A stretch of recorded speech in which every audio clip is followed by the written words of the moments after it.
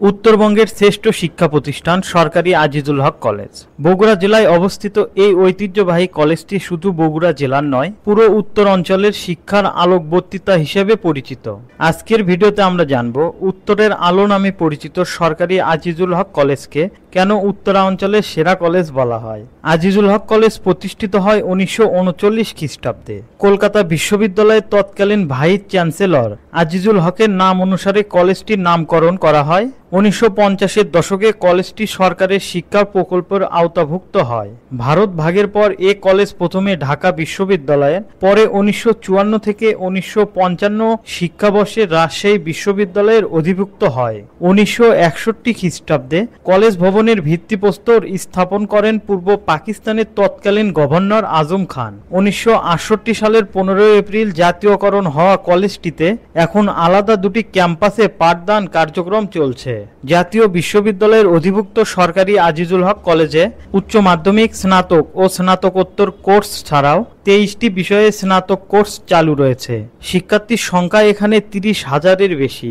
উচ্চ মাধ্যমিকের ফলাফলে এই কলেজ রাজশাহী শিক্ষা বোর্ডে বরাবরই শ্রেষ্ঠত্ব সুনাম ধরে রেখেছে। স্নাতক সম্মান ও স্নাতকোত্তরের ফলাফলেও সুনাম আছে।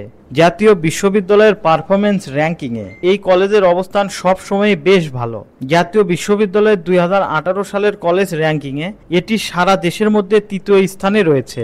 বর্তমানে এখানে বিজ্ঞান, কলা, সামাজিক বিজ্ঞান ও ব্যবসা শিক্ষা অনুষদে বেশ কয়েকটি বিষয়ে স্নাতক ও স্নাতকোত্তর কোর্স চালু আছে। শিক্ষার্থীদের জন্য আবাসিক হল আছে 5টি। সরকারি আজিজুল হক কলেজে অধ্যক্ষের দায়িত্ব পালন করেছেন ডক্টর মোহাম্মদ শহীদুল্লাহ, কথা সাহিত্যিক সৈয়দ মুস্তফা আলীর মতো গুণীজনরা। 1971 সালের স্বাধীনতা যুদ্ধে এ কলেজের বেশ কয়েকজন ছাত্র শহীদ হন। সহশিক্ষা কার্যক্রমের জন্য সরকারি আজিজুল হক কলেজের শিক্ষার্থীদের সুনাম রয়েছে।